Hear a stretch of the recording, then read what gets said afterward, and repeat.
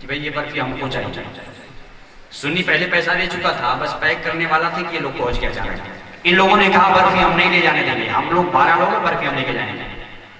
سنی نے کہا بھائی دیکھو ہم سے ٹچ مت ہو، مجھ سے الجھو مت، یہ برفی میں خرید چکا ہوں. ان لوگوں نے کہا خرید چکے تو کیا ہوا، برفی ہم لے کے جائیں گے. تم اکیلے ہو، بہت اگر بہت زیادہ تم ہمیں پریشان کرو گے تو 12 اور بلا لیں گے. تو کتنے ہو جائیں گے؟ کتنے ہوں گے؟ تو اس نے کہا بھیا تم چاہے 12 بلا کے 24 ہو جاؤ، چاہے 48 ہو جاؤ، لیکن لے کر تو میں ہی جاؤں گا، اس لیے کہ میرے ساتھ میرے غوث کا فیضان بھی ہے. تمہیں لے کر نہیں جانے دوں گا. ان لوگوں نے کہا اچھا لے کر جاؤ. سنی نے کہا اللہ کی قسم لے جاؤں گا، تم نہیں روک پاؤ گے. ان لوگوں نے کہا لے کر جاؤ. سنی کہتا ابھی لے کر جاؤں گا. پیسہ چکے دے چکا تھا، برفی خرید چکا تھا، کھڑا ہو گیا. ہاتھ باندھ کر 3 بار درود شریف پڑھا، ایک بار سورہ کافرون پڑھا، ایک بار 3 بار قل ہو اللہ پڑھا، ایک بار سورہ فلق پڑھا، ایک بار سورہ ناس پڑھا، الحمد پڑھا، الف لام میم پڑھا، 3 بار درود شریف پڑھا اور ہاتھ اٹھا کر دعا کرتا مولا یہ جو برفی میں خرید چکا ہوں اس برفی کا ثواب اور جو میں نے قرآن کریم کی تلاوت کی ہے اس کا ثواب مکتوم سمنا کے نام، وارث دیوا کے نام، غوث اعظم کے نام، غریب نواز کے نام، اعلی حضرت کے نام. ان لوگوں نے کہا بھاگو، اس پر تو فاتحہ ہو گئی ہے.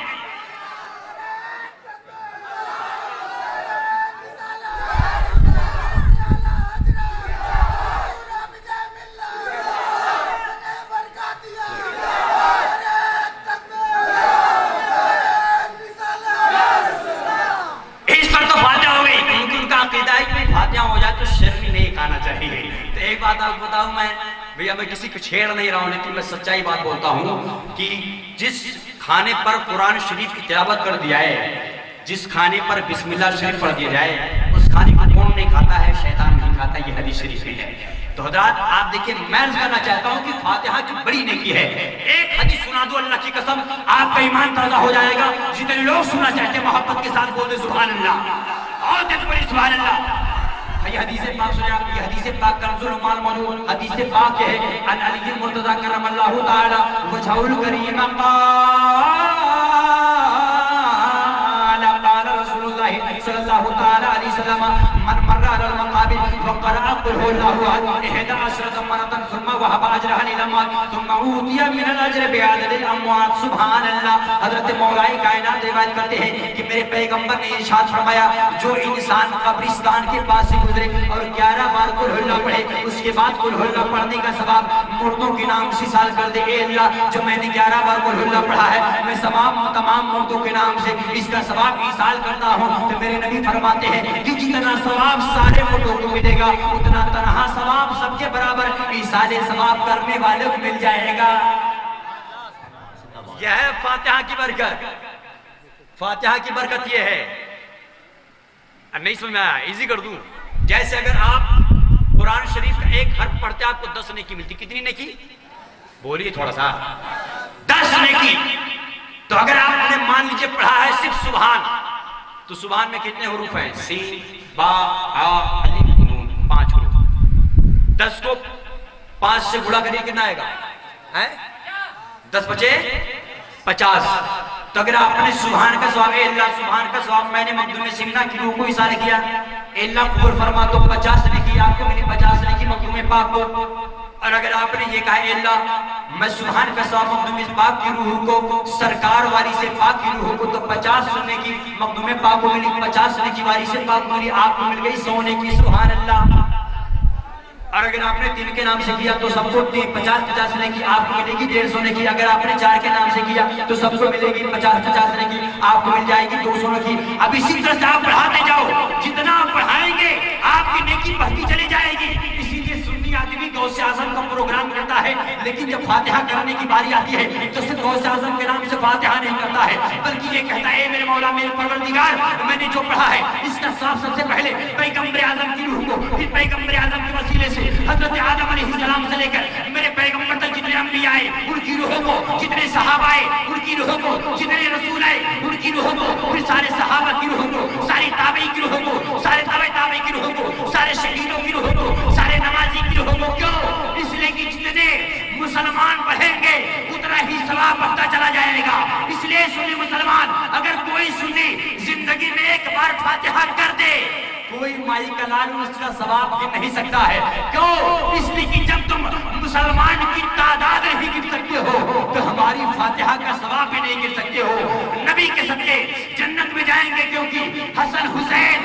و بطول والے ہیں، جیئیں گے جب تک کریں گے فاتحہ جلسہ، بزرگ ہمارے اللہ رسول والے ہیں۔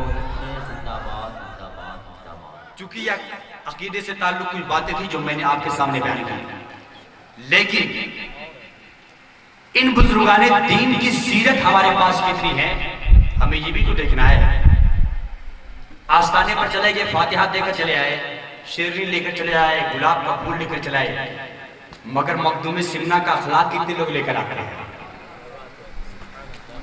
چلے گئے دلی آپ نظام الدین اولیاء کی بارگاہ میں، چلے گئے آستانے پر فاتحہ کر دیا، گلاب کا پھول لے کر چلے آئے، لیکن نظام الدین اولیاء کا اخلاق کتنے لوگ لے کر آتے ہیں؟ جاؤ گلاب کا پھول مت لاؤ، لیکن اخلاق لے کر آؤ، اخلاق لاؤ۔ اخلاق سے بڑا کوئی زیور نہیں ہے، اللہ کی قسم۔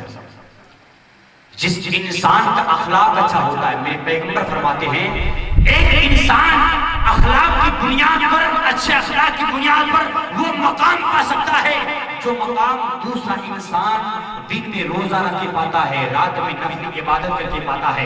جو انسان دن میں روزہ رکھتا ہے، رات میں نفلی عبادت کرتا ہے، اس مقام پر پہنچتا ہے۔ اچھے اخلاق کی بنیاد پر آپ اس منزل پہ پہنچ سکتے ہیں۔ اچھے اخلاق، ہمارا اخلاق یہ ہے کہ ہمیں کوئی گالی دے گا تو ہم اس کے لیے چاہے جو ہو نپٹ، مگر دیکھو میرے نظام الدین اولیاء کی شان، کہ نظام الدین اولیاء کا کہ دور کی بات، ایک شخص تھا بہت بڑا حاسد تھا ان کا، جس دکان پہ بیٹھتا ان کی برائی، جس ہوٹل پہ جاتا ان کی برائی، جس سے ملاقات کرتا ان کی غیبت، اور اس کے بدلے میں نظام الدین اولیاء کا کردار کیا تھا؟ روزانہ 1 کلو میٹھا 100 روپے بھیجتے تھے۔ سبحان اللہ، کتنا؟ 1 کلو میٹھا 100 روپیہ تحفہ میں بھیجتے تھے، ڈیلی کنٹینیو روزانہ۔ وہ غیبت کرتا، یہ مٹھائی بھیجتے، پیسہ بھیجتے، کچھ کام نہیں کرتا تھا، مگر نظام الدین اولیاء کے پیسے دینے سے اس کا خرچ چلتا تھا۔ ایک دن اس کی بیوی نے کہا میرے شوہر یہ بتا تو کتنا کمزور انسان ہے کہ جو نظام الدین اولیاء تجھے 1 کلو میٹھا بھیجتے ہیں، تجھے پیسہ بھیجتے ہیں، تو ہمیشہ انہی کی برائی کرتا ہے، تمہیں شرم نہیں آتی ہے؟ جو تیرے گھر کا خرچہ بھی دیکھتا ہو تو اس کی برائی کر رہا ہے۔ تو وہ کہتا ہے اچھا ہاں یہ بات تو مجھے سمجھ میں آ گئی، مجھے برائی نہیں کرنی چاہیے۔ وہ برائی کرنا چھوڑ دیتا ہے۔ حضرات محترم وہ برائی کرنا چھوڑ دیا، حضرت نظام الدین اولیاء میٹھا دینا بند کر دیتے ہیں، پیسہ بھیجنا بند کر دیتے ہیں۔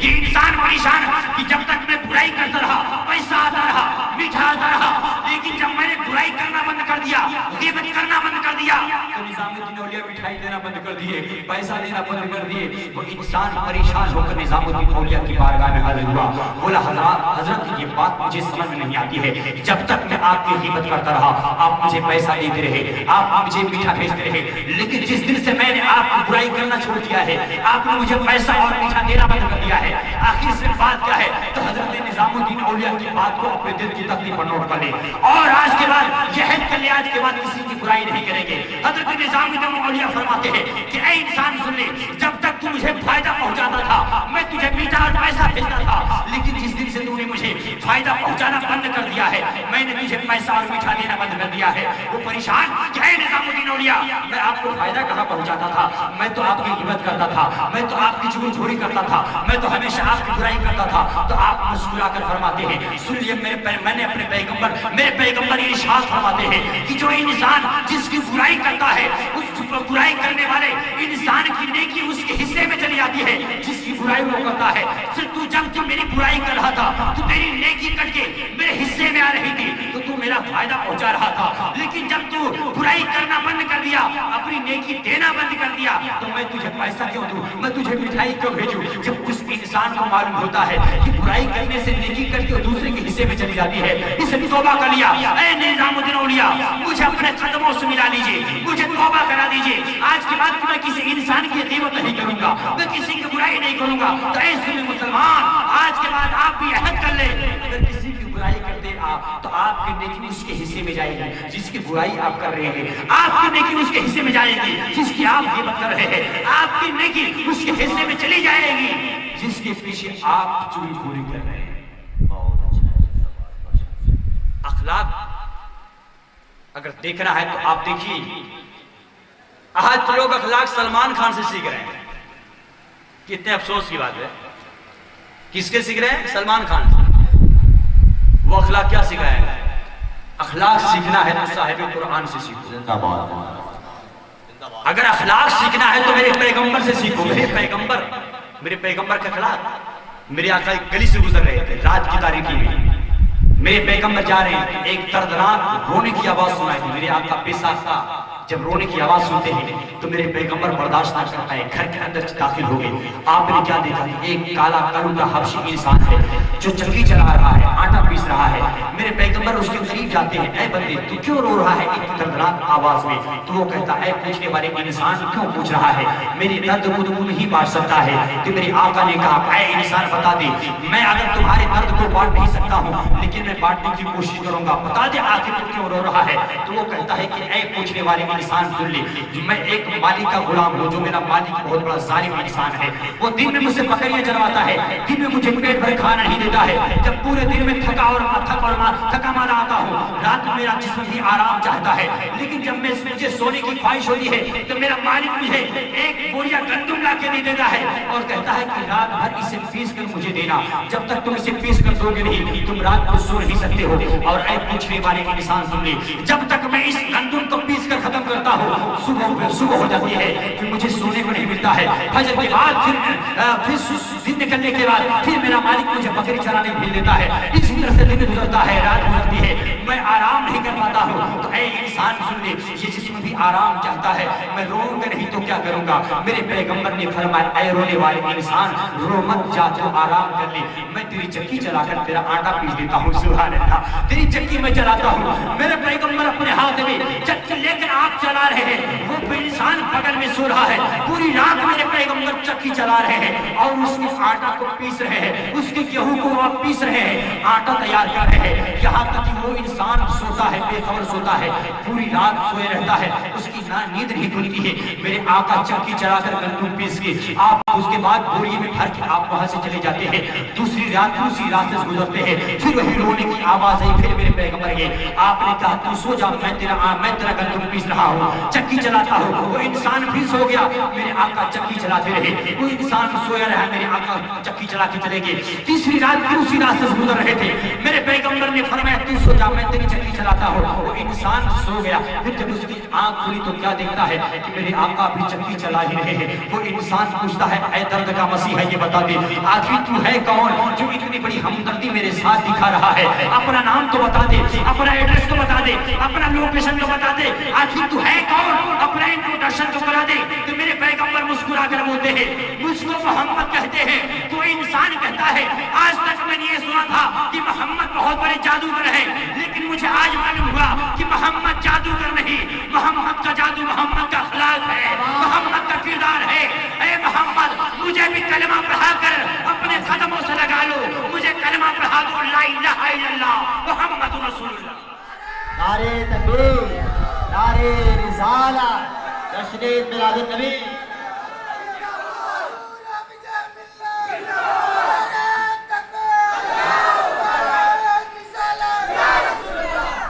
تو حضرات یہ ہے اخلاق. لیکن آج ہمارا اخلاق سب سے زیادہ ڈیمیج کر رہا ہے تو ہمارا پیسہ. برا نہیں مانیے گا, غلط بول رہا ہوں. پیسہ آ گیا بھیا, ہم کچھ گھر چلنے والے, یہ جھوپڑی میں رہنے والا, ہم اسے کیوں سلام کریں گے؟ یہ ہمارا اخلاق ہے. اللہ کی ذات کی قسم, اس لیے میرے پیغمبر نے روپیہ اور دولت کو ٹھوکر لگا دیا. نبی کے صحابہ نے پیسہ کمایا. پیسہ تھا نبی کے صحابہ کے پاس, ایسا نہیں تھے سارے لوگ بھکاری نہیں تھے, پیسہ تھا ان کے پاس. لیکن وہ عثمان غنی نبی کے رضا کے لیے کتنے غلام خرید کے آزاد کر دیتے. ہمارے پاس پیسہ 10,000 کی چادر جا کے چڑھا دیں گے ہم حضور حافظ ملت کی بارگاہ میں. پڑوسی مر رہا ہے مگر 5 روپے کی چائے نہیں پلائیں گے. یہ ہمارا اخلاق ہے. اگر آپ کا پڑوسی بھوکا ہے, 5 روپے کی چائے نہیں پلا سکتے ہیں, تو حافظ ملت بھی آپ کی 10,000 کی چادر نہیں قبول کریں گے, کیونکہ حافظ ملت نے بھی غریبوں کو سینے سے لگایا ہے. حافظ ملت بھی ٹوٹی چٹائی پر بیٹھ کر لوگوں کو درس دیتے تھے. حافظ ملت نے بھی امیری کی زندگی نہیں, غریبی کی زندگی پسند کی ہے. اللہ کی قسم آج ایک بار کوئی پردھان ہو جاتا تو کیا کہنا ہے، اور اگر کوئی بدھائک ہو گیا تھا تو میں کہتا ہوں 7 پست کھائے پھر بھی ختم نہیں ہوگا، اور مکھ منتری کی تو بات الگ ہے۔ مگر نبی کے صحابہ حاکم بننے کے باوجود غریب رہتے تھے۔ میرا ٹائم پورا ہو گیا ہے مگر میں 2 منٹ کے اندر اپنی بات ختم کر رہا ہوں۔ نبی کے صحابہ حاکم ہونے کے باوجود ہمیشہ غربت پسند کرتے تھے۔ آپ بتاؤں ایک ایمان افروز واقعہ آپ سن لیں، محبت کے ساتھ سنیے۔ نبی کے صحابہ میں سے ایک صحابی رسول جن کا نام حضرت ابو عبیدہ بن جراح ہے، جن کو نبی کریم صلی اللہ علیہ وسلم نے دنیا میں جنت کا مزہ سنایا تھا۔ اگر آپ چاہیں تو میں حدیث پاک سنا دوں، محبت سے بول دیجیے سبحان اللہ، اور تیز بولی سبحان اللہ، اور تیز آواز سے بولے سبحان اللہ۔ دیکھیے حدیث پاک ابو داؤد شریف موجود، حدیث پاک یہ ہے عن عبد الرحمن بن عوف رضی اللہ تعالی عنہ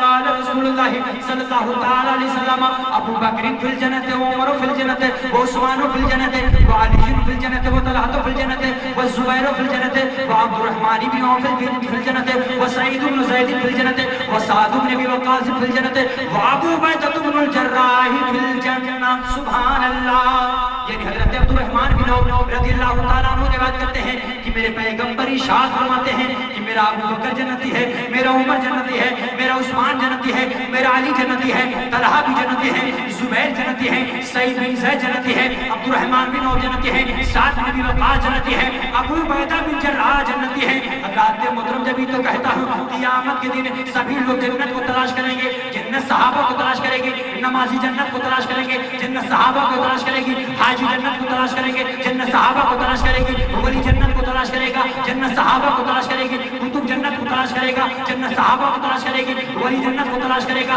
جنت صحابہ کو تلاش کرے گی، ابدال جنت کو تلاش کریں گے، جنت صحابہ کو تلاش کرے گی، اوتاد جنت کو تلاش کریں گے، جنت صحابہ کو تلاش کرے گی، نمازی جنت کو تلاش کریں گے، جنت صحابہ کو تلاش کرے گی، تابعین جنت کو تلاش کریں گے، جنت صحابہ کو تلاش کریں گے، شہداء جنت کو تلاش کریں گے، جنت صحابہ کو تلاش کریں گے۔ یعنی قیامت کے دن سارے لوگ جنت کو تلاش کریں گے، سارے لوگ پکاریں گے جنت جنت، نمازی پکارے گا جنت جنت، جنت پکارے گی صحابہ صحابہ، حاجی پکارے گا جنت جنت، جنت پکارے گی صحابہ صحابہ، ولی پکارے گی جنت جنت، جنت پکارے گی صحابہ صحابہ، کتب پکارے گی جنت جنت، جنت پکارے گی صحابہ صحابہ، ابدال پکارے گی جنت جنت، جنت پکارے گی صحابہ صحابہ، اوتاد پکارے گی جنت جنت، جنت پکارے گی صحابہ صحابہ، کتب پکارے گی جنت جنت، جنت پکارے گی صحابہ صحابہ، تابعین پکارے گی جنت جنت، جنت پکارے گی صحابہ صحابہ، شہداء پکارے گی جنت جنت، جنت پکارے گی صحابہ صحابہ۔ تو میرے پیغمبر ارشاد فرمائیں گے اے جنت خاموش ہے، تیری گود میں میرے وہ صحابہ جا رہے ہیں جن کو میں نے دنیا میں جنت کا مژدہ سنایا تھا۔ جبھی تو بریلی کے تاجدار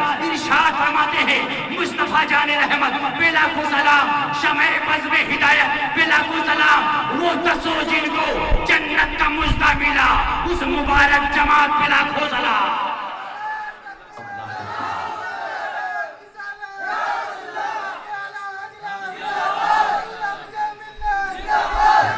تو میں عرض کر رہا تھا کہ حضرت ابو عبیدہ بن جراح میرے پیغمبر کے وہ صحابی ہیں جن کو اللہ کے رسول نے دنیا میں جنتی قرار دیا، مگر اب دکھانا چاہتا ہوں صرف غربت کتنا پسند کیا ہے صحابی رسول نے، کتنا پسند کیا ہے۔ سنیں آپ، فاروق اعظم کے زمانے میں ملک شام کا حاکم بنا کر حضرت فاروق اعظم نے ابو عبیدہ کو ملک شام بھیجا۔ ابو عبیدہ گئے، جب کچھ دنوں تک انہوں نے حکومت کر لی تو فاروق اعظم کے دل میں خیال ہے کہ چل کر دیکھوں کہ ابو عبیدہ کا اخلاق کیسا ہے، کہیں ایسا تو نہیں کہ ابو عبیدہ لوگوں کا مال ہڑپ کے اپنی ایک بڑی بلڈنگ بنا لیا ہے، اپنے بہت بڑا مکان بنا لیا، اچھا سا گھر بنا لیا، چل کے دیکھوں آئے۔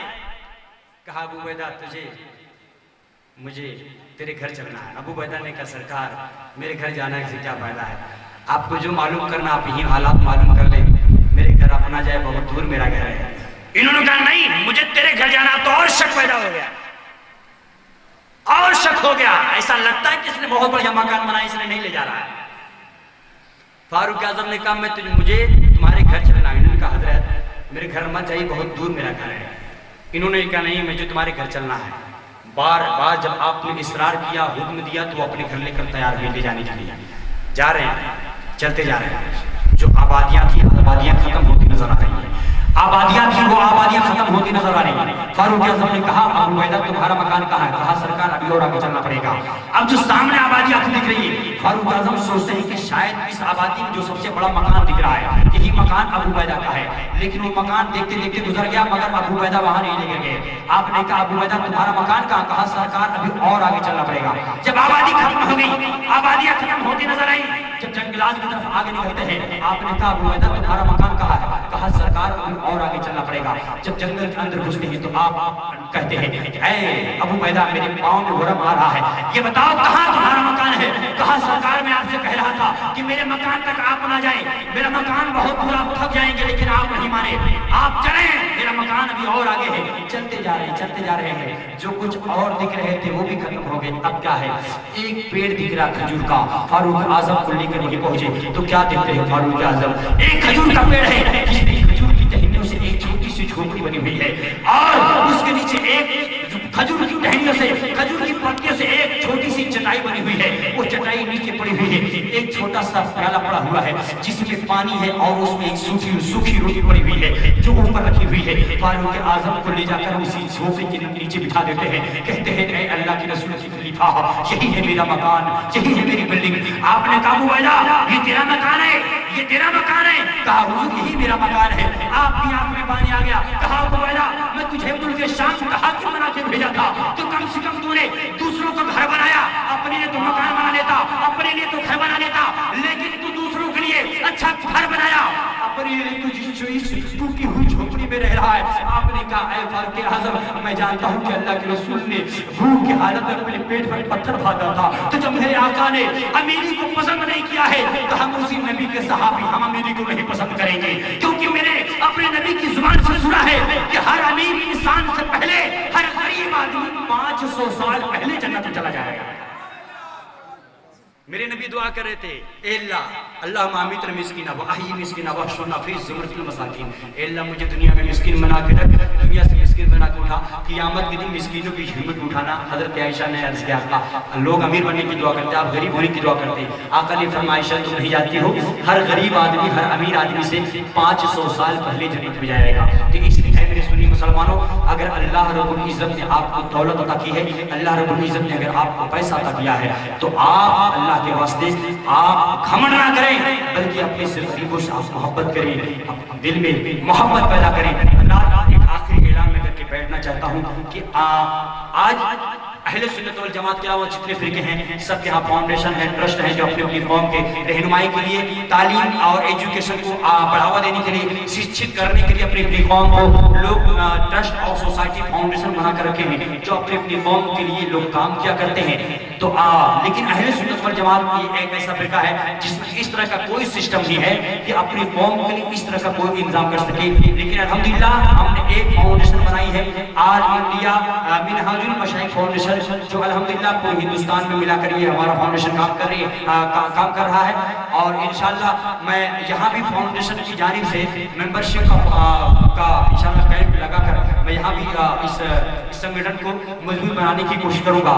और इस फाउंडेशन के जरिए से हमारा काम यह है कि जो गरीब बच्चे जो पढ़ना चाहते हैं लेकिन दिल में शौक है पढ़ने का, मगर वो गुर्बत की वजह से नहीं पढ़ पाते, उनके आरज़ुएं उनके दिल में रह जाती हैं, तो ऐसे बच्चों के लिए हम फीस की व्यवस्था करते हैं, उन बच्चों को किताबें देते हैं और जो सहूलियत मुनासिब होता है हम वो सहूलियत उनको देते हैं। और जो गरीब बच्चियाँ गुर्बत की वजह से अपने बाप के सर का बोझ बनी बैठी है, हम ऐसी बच्चों की शादियों में भी मदद करते हैं। और इस तरह के बहुत सारे काम जो हमारी हेड ऑफिस अकबरपुर में है, अगर आप हज़रात अकबरपुर आए तो हमारे ऑफिस तक आए, जो हमारा नंबर जानते हैं नंबर ले लें और नहीं जानते वो भी नंबर ले लें, हमारी ऑफिस तक पहुँचे रब्ता करें। अहले सुन्नत वल जमात में ये एक ऐसी तंजीम है जो गरीब और मुफलिस और नादारों के लिए उनको आगे बढ़ाने के लिए हमारी तहरीक काम कर रही है, जिसमें आप हज़रात को भी हिस्सा लेने की मैं दावत देता हूँ। अगर अल्लाह ताला ने आपको साहिब हैसियत बनाया है तो हमारे फाउंडेशन में आप भी हिस्सा ले सकते हैं। हमारे बयान करने में बोलने में अगर किसी किस्म की गलती हुई अल्लाह रब्बुल इज़्ज़त से माफ़ फरमाए। वाखिर दावाना अनिल हम्दुलिल्लाहि रब्बिल आलमीन। अस्सलामु अलैकुम व रहमतुल्लाहि तआला व बरकातुहू।